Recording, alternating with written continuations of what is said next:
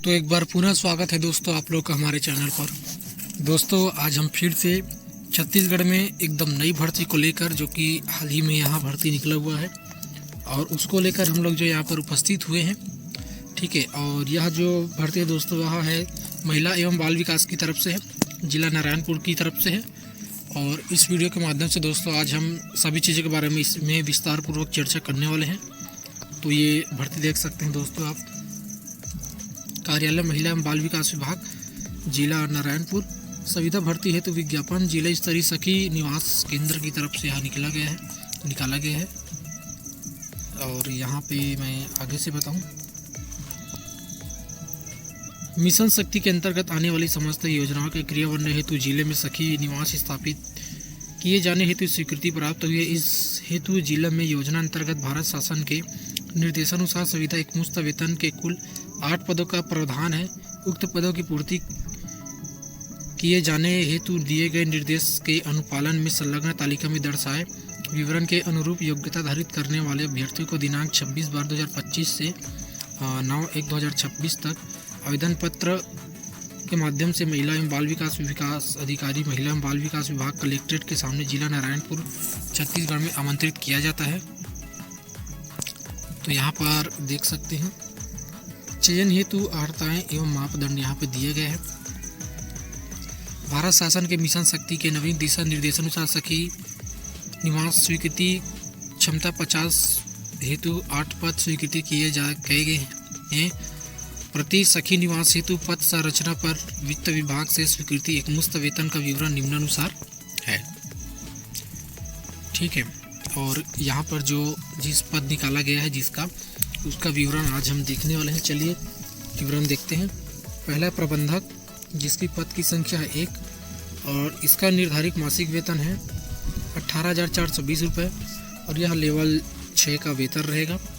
और अनिवार्य जो शैक्षणिक योग्यता है वह होने वाला है सामाजिक कार्य, मनोविज्ञान, समाजशास्त्र में स्नातक आपके पास होना चाहिए।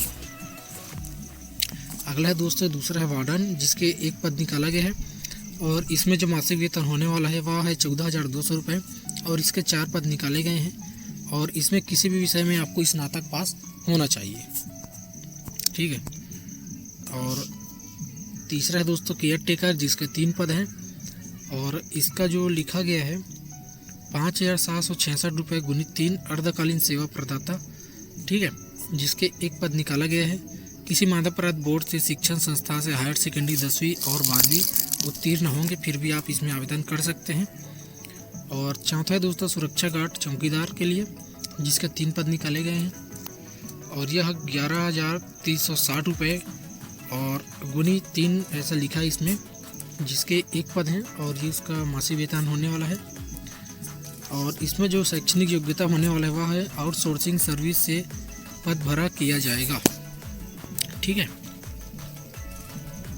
और चलिए देखते हैं यहाँ पर पद का नाम, अनिवार्य न्यूनतम शैक्षणिक योग्यता, अनिवार्य कौशल और न्यूनतम अनुभव और आयु सीमा की इसमें हम बात करते हैं। ठीक है, प्रबंधक के लिए है शैक्षणिक अनिवार्य शैक्षणिक योग्यता है सामाजिक कार्य, मनोविज्ञान, समाजशास्त्र में स्नातक उत्तीर्ण होना चाहिए और कौशल परीक्षा में आपका कंप्यूटर का अच्छा ज्ञान होना चाहिए, जिसे MS ऑफिस में कार्य करने की क्षमता आपके पास होनी चाहिए। और अनिवार्य न्यूनतम अनुभव शासकीय, अशासकीय, अर्धशासकीय संस्थानों के परियोजना कार्यक्रम में महिलाओं से संबंधित विषय में जिसमें कामकाजी महिला छात्रावास में पर्यवेक्षण के क्षेत्र में न्यूनतम 3 वर्ष का अनुभव होना चाहिए। आयु सीमा इसमें 1/1/2025 को 25 वर्ष से कम ना हो तथा 45 वर्ष से अधिक नहीं होना चाहिए। ठीक है, मतलब इसमें 25 से 45 वर्ष के सभी लोग इसमें आवेदन कर सकते हैं। अगला है दोस्तों वार्डन के लिए, इसमें किसी भी विषय में आपको स्नातक पास होना चाहिए और कंप्यूटर का अच्छा ज्ञान होना चाहिए, MS ऑफिस में कार्य करने में दक्ष होना चाहिए और महिलाओं से संबंधित कानूनों, नीतियों, कार्यक्रमों के क्षेत्र में कार्य अनुभव रखने वाले आवेदकों को प्राथमिकता पहले दी जाएगी। और आयु सीमा है इसमें 1/1/2025 को 25 वर्ष से कम नहीं होना चाहिए तथा 45 वर्ष से अधिक नहीं होना चाहिए। मतलब इसमें 25 से लेकर 45 वर्ष के सभी लोग इसमें आवेदन कर सकते हैं। और तीसरा केयर टेकर और इसका शैक्षणिक योग्यता किसी मान्यता प्राप्त बोर्ड से शिक्षण संस्था से हायर सेकेंडरी 10वीं 12वीं और उसके समकक्ष होना चाहिए। बिल्डिंग केयर टेकर तथा बहुउद्देशीय सहायक कार्य का सुपरविजन कार्य या समकक्ष के पद पर 2 वर्ष का कार्य अनुभव आपके पास होना चाहिए। और आयु इसमें जो दिया गया है 1/1/2025 को 25 वर्ष से कम नहीं होना चाहिए। ठीक है, 25 वर्ष से 25 से जिनका आयु ऊपर है वही लोग इसमें आवेदन कर सकते हैं, कम वाले इसमें आवेदन नहीं करेंगे। और सुरक्षा गार्ड चौकीदार के लिए देखते हैं। शैक्षणिक योग्यता इसमें लिखा गया है आउटसोर्सिंग सर्विस से पद को भरा जाएगा। और अनुभव है राज्य जिला स्तर पर सुरक्षाकर्मी कार्य का 2 वर्ष का कार्य अनुभव, सेनावृत्त होना चाहिए। सैन्य अर्धसैन्य व्यक्ति महिला को प्राथमिकता दी जाएगी।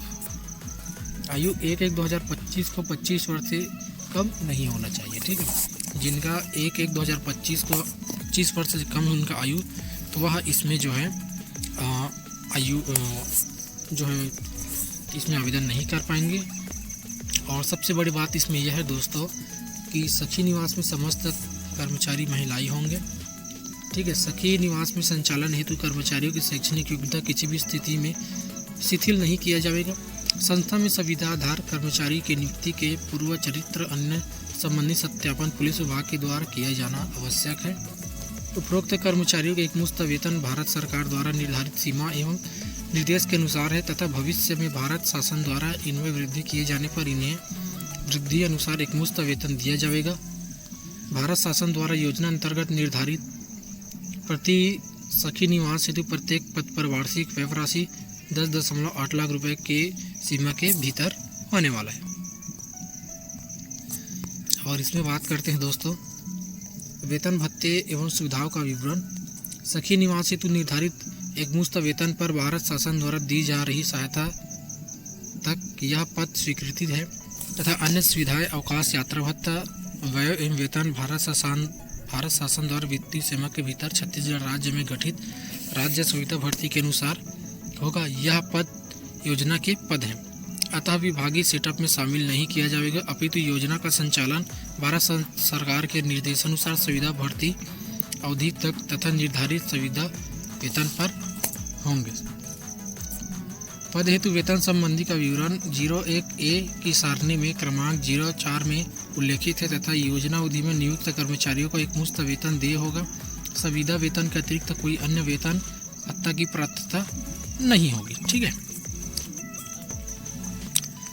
अगला है इन कर्मियों को अवकाश की सुविधा राज्य में प्रचलित छत्तीसगढ़ सिविल सेवा संविदा नियुक्ति अधिनियम 2012 यथा स्थिति में संविदा कर्मियों को देय सुविधा के अनुसार दिया जाएगा। विशेष परिस्थितियों में आवश्यकता होने पर ही कहीं यात्रा में भेजे जाने पर अथवा प्रशिक्षण पर भेजे जाने की दशा में यथोचित स्वीकृति उपरांत समकक्ष पद के अनुरूप यात्रा भत्ता दे होगा। ठीक है,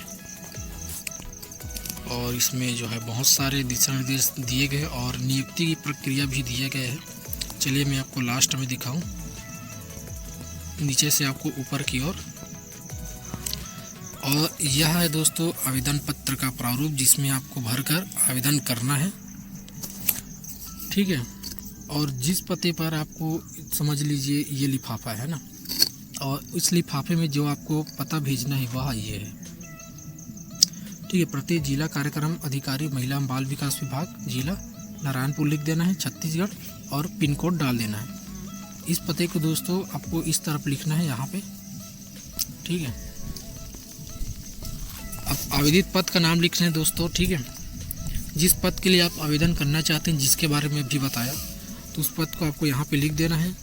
आवेदक का नाम लिखना है हिंदी में, फिर अंग्रेजी के कैपिटल लिखा लेटर में लिखना है, पिता का नाम लिखना है, स्थायी पता लिखना है, और व्यवहार का पता लिखना है, वर्तमान पता। ठीक है, मोबाइल नंबर लिख देना है, ईमेल आईडी लिखना है, जन्म तिथि लिखना है अंकों में, फिर शब्दों में लिख देना है, और दिनांक 1/1/2025 को आपकी आयु कितनी होगी उसको लिख देना है। महिला और पुरुष हैं जो आवेदन कर रहे हैं उसका आपका जेंडर लिखेंगे, और आपका जाति वर्ग लिखेंगे, अनुसूचित जाति, अन्य अनुसूचित जनजाति, अन्य पिछड़ा वर्ग, सामान्य, सभी लोग लिखेंगे, इसमें जाति लिख देंगे, इसमें वर्ग लिखेंगे। क्या आवेदक शासकीय अर्ध शासकीय में सेवारत हैं? अगर आप कहीं पर सेवारत हैं तो फिर यहाँ पर लिखेंगे हाँ, नहीं है तो नहीं लिख देंगे। विवाहित और अविवाहित, अगर आप विवाहित हैं तो विवाहित लिखेंगे, नहीं है तो अविवाहित लिख देंगे। यदि आप विवाहित हैं तो विवाह की स्थिति लिख देंगे, ठीक है। और जीवित बच्चों की संख्या लिख देंगे, अर्थात आपकी अभी वर्तमान में कितने बच्चे हैं उनको लिख देना है, ठीक है। और शैक्षणिक योग्यता यहाँ पर लिखेंगे आप। जन्मतिथि एवं समस्त शैक्षणिक प्रमाण पत्रों की सत्यापित, इसमें आपको संलग्न करना है, ठीक है। परीक्षा उत्तीर्ण लिखना है, 10वीं 12वीं स्नातक कंप्यूटर और कोई भी योग्यता होगी आपके पास उसको यहाँ पर रख देना है, ठीक है। और यहाँ पे लिखना है आपको उत्तीर्ण होने का वर्ष लिखना है यहाँ पे, ठीक है। और बोर्ड विद्यालय का नाम लिखना है, बोर्ड विद्यालय का नाम इसमें लिख देंगे आप। पूर्णांक लिखेंगे, ठीक है, सभी में। फिर उसके बाद है प्राप्तांक, प्राप्तांक लिख देंगे, ठीक है। फिर प्रतिशत लिखेंगे और श्रेणी लिख देंगे आपका यहाँ पे A B C जो भी आता है ना, या फर्स्ट सेकंड डिवीजन जो भी उसका श्रेणी यहाँ पर लिख देंगे। और अन्य योग्यता का विवरण, ठीक है, अगर आपके पास कोई और अन्य योग्यता है तो यहाँ पर लिख देंगे। अनुभव प्रमाण पत्र है तो संलग्न कर देंगे और अनुभव प्रमाण पत्र का विवरण यहाँ पर आपको देना होगा, ठीक है। संस्था का नाम लिखना है, पद का नाम लिखना है, कौन से पद में आप थे, ठीक है। कब से कार्य किए हैं, कब तक उसको लिखना है। वेतन क्या था वहाँ पर उसको लिख देंगे। और छोड़ने का कारण आपको यहाँ पे लिखना होगा कि आप उसको किस कारण से छोड़े हैं, ठीक है। इसके अतिरिक्त अगर कोई अन्य विवरण देना चाहते हैं तो पृथक में संलग्न कर सकते हैं, ठीक है। और अनिवार्य संलग्नों की सूची है, ठीक है। आपको इसमें अनिवार्य रूप से इस जो है प्रमाण पत्र को आपको संलग्न करना होगा, जैसे कि छत्तीसगढ़ का मूल निवासी होने संबंधित सक्षम अधिकारी का निवास प्रमाण पत्र, ठीक है, निवास प्रमाण पत्र डालना है। 10वीं 12वीं की अंक सूची डालना है और जन्म प्रमाण पत्र होगा तो उसको भी डाल देना है।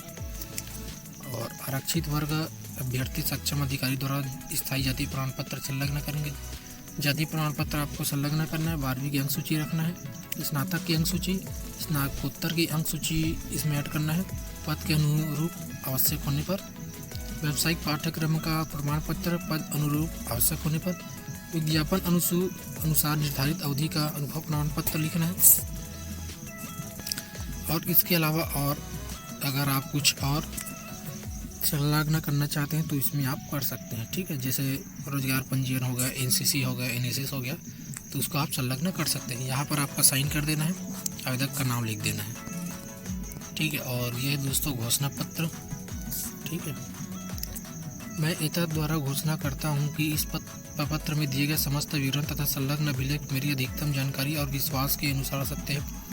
यदि ये सत्य पाए जाते हैं तो मेरी उम्मीदवारी नियुक्ति निरस्त किए जाने की योग्य होगी और मेरे विरुद्ध वैधानिक कार्रवाई की जा सकेगी, ठीक है। स्थान लिख देना है जहाँ से आप इसको आवेदन कर रहे हैं, फिर दिनांक लिख देंगे, कौन से दिनांक में आप आवेदन कर रहे हैं और आपका हस्ताक्षर यहाँ पे कर देना है, ठीक है। तो आज हमने दोस्तों ये नारायणपुर ज़िले में निकला हुआ इस भर्ती के बारे में हमने पूरा विस्तार पूर्वक चर्चा किया।